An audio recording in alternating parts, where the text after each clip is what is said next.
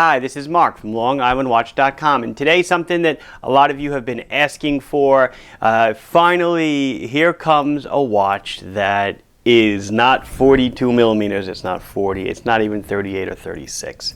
I've got a 34 millimeter dress watch, and it is the Timex Marlin. The Marlin is basically a reintroduction of a 1960s watch that Timex made. The Marlin was reintroduced November of 2017. So my history with Timex is not long. Started carrying the brand a little under a year ago, just after JCK, the JCK Jewelry Show in Las Vegas last year. We struck up a relationship in June. They had a whole new line of watches, this boutique line they called it, that was going to be kind of protected from the mass market, and that's why I took a liking to it. And then sometime around November or so, I started seeing this Marlin. People were asking me about it. I was, well, that's really cool. And I tried to get it, and they said, no, you can. It's for one store only. They had the exclusive.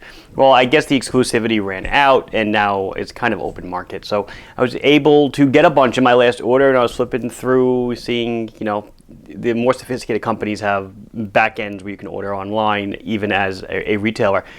And I was just looking through Waterbury, all these other Timex lines that we carry, the Allied, and all of a sudden I see a Marlin. I go, is that Marlin?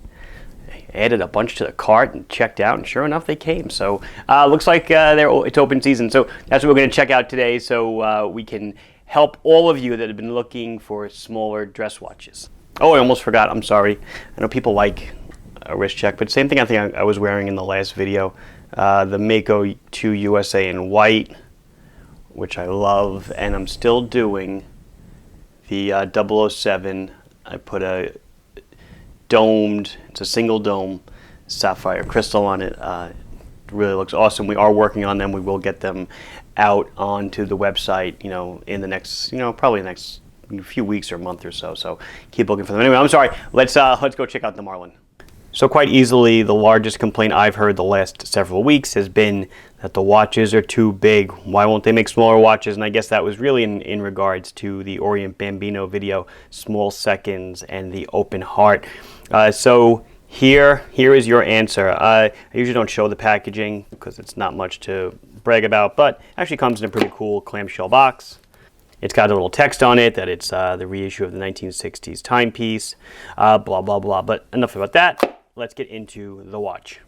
So the Marlin has the horrendous part number of TW2R47900ZV. I don't know why they can't make easier numbers, but hey, that's what it is. So this is the Marlin. It is a hand-winding mechanical movement, not an automatic, so I can shake it to my heart's content. It's not going to wind. You need to wind it with the crown. The crown is really tucked away nicely. You know, when you look at the watch, what's the first thing you think? Definitely vintage. Looks like it fell out of the 60s or 70s. It's an anachronism in our time, without a doubt. So you wind it up. Nice, satisfying clicking as you wind it. And it's off to the races, of course. And being a mechanical hand wind, it will be a hard stop. And when you hit that hard stop, you just simply stop. You don't go any further, and that will give you your full, that's it, about your full 40 hours of power reserve. So you would want to wind this, once or twice a day, maybe in the morning before putting it on, at the night when retiring, or, every morning. But I would probably try to do twice a day just to keep it fully wound, because that's when its watches are the most accurate, when they have a full wind. No date, obviously, super simplistic.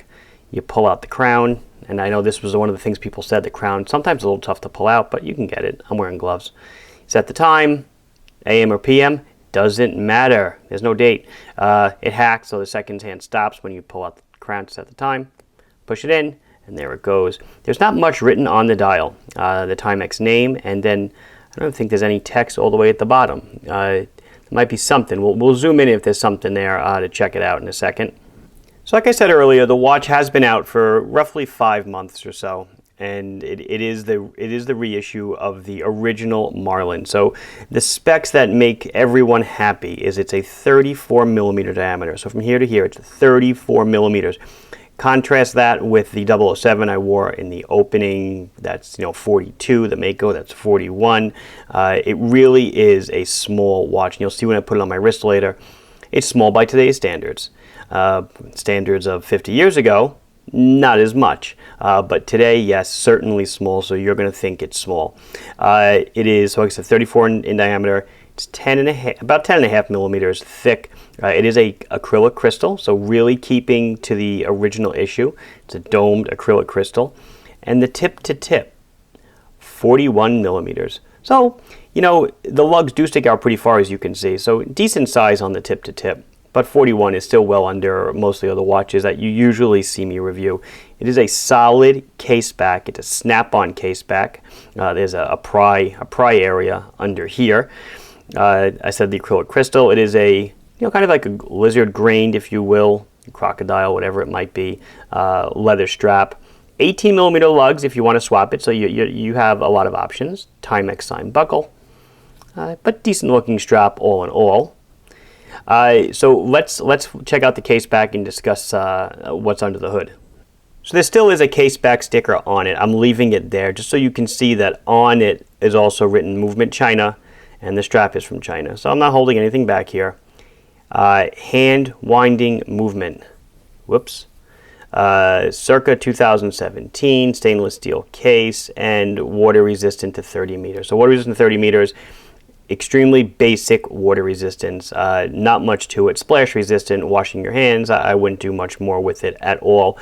But what I really wanted to get at is the hand winding movement. It is a Chinese movement. There's debate online. I don't think Timex ever officially said what it is, but I guess some people did some decent research and found that it's more than likely a seagull movement, which would make perfect sense. They are like the largest manufacturer of Chinese movements on the planet, and maybe even one of the largest manufacturers of movements in general on the planet. Forget Chinese.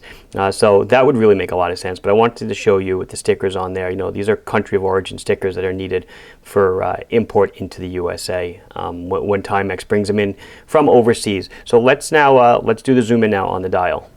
Okay, so let's check out the dial. It is a beautiful silver dial. You can see it's sunburst. It basically emanates from the center when the light hits it a certain way. It's got black hands and really cool applied markers. So they could have been totally simple and just ditched all the numbers, but I really like what they did. I definitely like an old feel. Is it Art Deco? I'm not sure. I'm not really, certainly not my area of expertise, but look at the beautiful numbers they put on in the styling. Check out the 8. Look how cool that looks. The 6, the 4, the 2. Just really nice looking.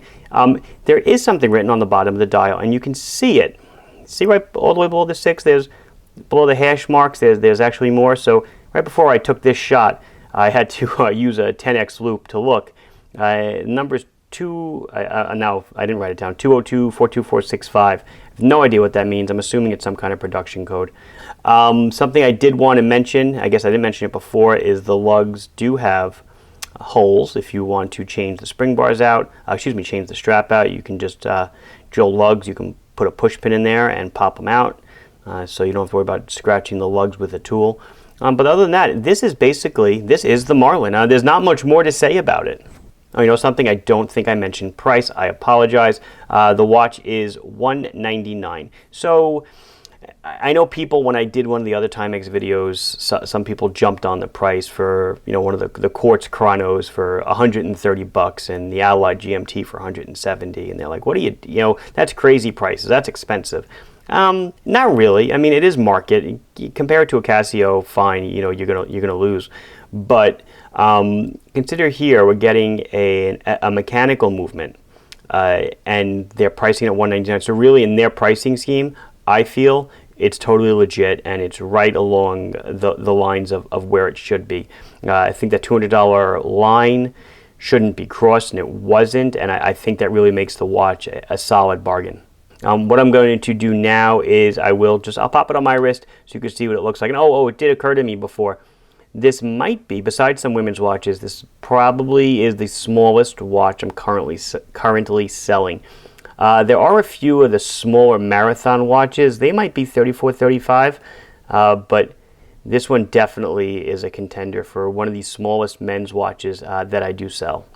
There she is on my 6 3/4 inch wrist. Obviously, I mean, did you expect it to not fit by any chance? It fits perfectly. It looks great. In a formal dress environment, this would be absolutely perfect. I guess even casual kicking around, it's really not that bad.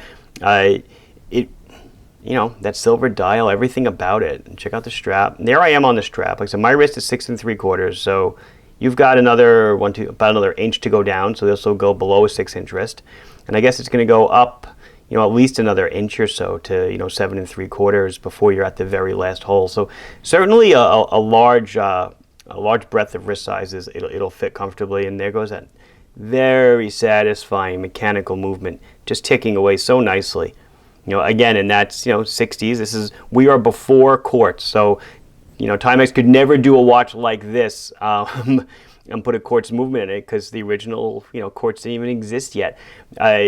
It was written somewhere that this is the first mechanical watch that Timex has made since the early 80s. So quite fitting too, and what a great way to kind of bring it back. Hopefully we see more from them with mechanical movements, because hopefully they realize there is certainly a rebirth there that's taking place. So I guess before we wrap it up, just to show you, this is the 007 I was wearing before. It's kind of like the baby brother. Brother it never had. It really is quite a difference. You say to people it's 42 millimeters, 34 millimeters, they think, okay, if they can do the math in their heads. It's 8 millimeters. Watch sizes change so heavy, even in 1 millimeter increments. I try to tell people it's like a television. The difference, well, I'm sorry, I'm going back to when I was younger, tube televisions, but the difference between a 9-inch and a 13-inch was like tremendous. It's almost like double the area or whatever. It's a crazy amount. So don't just look at the size and say, oh, it's only 8 millimeters smaller. 8 millimeters is a lot. It's 0.3 inches, but on a watch face, it's certainly a lot. So this has been Mark from LongIslandWatch.com showing you the Timex Marlin Reissue. Please like this video if you enjoyed it. Please subscribe to the channel if you have not done so yet. If you have any questions or comments, put them down below, and I'll be sure to address them as soon as I can. Thanks for watching. Bye-bye.